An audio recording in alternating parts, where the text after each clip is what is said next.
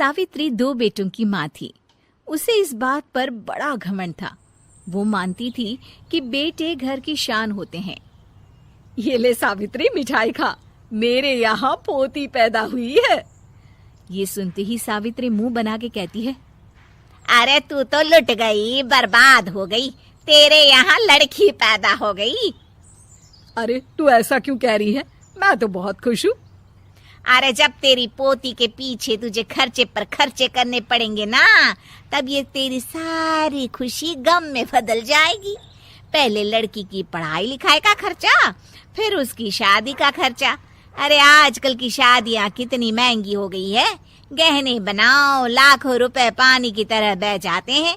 लड़कियाँ तो सिर्फ खर्चा करवाने के लिए ही पैदा होती हैं। इस तरह लड़कियों के प्रति अपने विचार व्यक्त करते हुए सावित्री ममता को लंबा चौड़ा भाषण देके चली जाती है।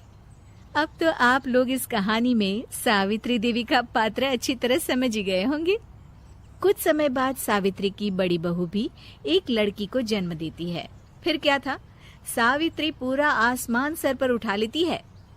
हे भगवान, ये तू मुझसे किस जन्म का बदला ले रहा है? अरे मैं तो मंदिर में रोज आकर तुझसे कहती तो थी कि मुझे एक पोता चाहिए, और तूने मुझे पोती दे दी। इतनी मिठाइयाँ और प्रसाद चढ़ाने का क्या फायदा हुआ? तभी सावित्री की बहू निशा कहती है, क्या माँ जी, आप भी इतनी सी बात पर नाराज हो गई हैं? देखिए तो आपकी पोती कितनी सुंदर है, बिल्कुल आप पर गई है। अरे चुप कर, तुझे 9 महीने इतने महंगे महंगे काजू बादाम फल फ्रूट खिलाने का फायदा क्या हुआ? मेरे तो सारे पैसे बर्बाद हो गए। ये सुन सावित्री का बड़ा बेटा अजय कहता है, माँ, तुम सिर्फ नाम के लिए 2020 में रहती हो। असल में तुम्हारा दिमाग सैकड़ों साल पुरानी सोच रखता है। आज के जमाने में लड़का और लड़की में कौन फर्क करता है। मैं तो बहुत खुश हूँ कि भगवान ने मुझे लक्ष्मी के रूप में बेटी दी है। लेकिन सावित्री पर अजय की बातों का कोई असर नहीं होता। नालायक, अपनी पत्नी की जबान बोल रहा है। मेरा बड़ा बेटा तो हाथ से गया। लेकिन सावित्री देवी हार मानने वाली नहीं थी।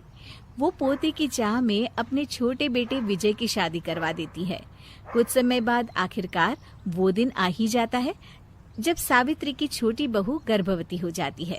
सावित्री इतनी खुश हो जाती है कि वो बच्चे के जन्म से पहले ही सारे मोहल्ले में ढिंढोरा पीटने लगती है। ये क्या सावित्री, तू तो पोते के जन्म से पहले ही मिठाई बांट रही है। पहले पोता पैदा तो होने दे, और फिर क्या पता अगर पोते की जगह पोती पैदा हो गई तो। ये सुन सावित्री चिढ़ जाती है। अरे अपनी काली जबान मत चला, मेरी मिठाई खा के मेरा ही बुरा सोच रही है। बड़ी आई, ला मेरी मिठाई वापस कर। देख लेना, इस बार मेरे यहाँ पोता पैदा होगा, पोता। लेकिन ठीक इसका उल्टा होता है। सावित्री की छोटी बहू भी एक लड़की को जन्म देती है। सावित्री फिर से रोना धोना शुरू कर देती है और अपनी छोटी बहू को कोसते हुए भला बुरा कहने लगती है। देखते ही देखते ये सावित्री की रोज की आदत हो जाती है। एक दिन उसकी इस आदत से परेशान होकर विजय अपने भाई अजय से कहता है, भैया, माँ खुद एक औरत होकर हमारी बेटियों को पसंद नहीं करती, उल्टा उन्हें रोज कोसती रहती है। मुझे माँ की यह आदत बिल्कुल पसंद नहीं आती। अरे तू ठीक कहता है, मैं भी अब माँ से तंग आ गया हूँ।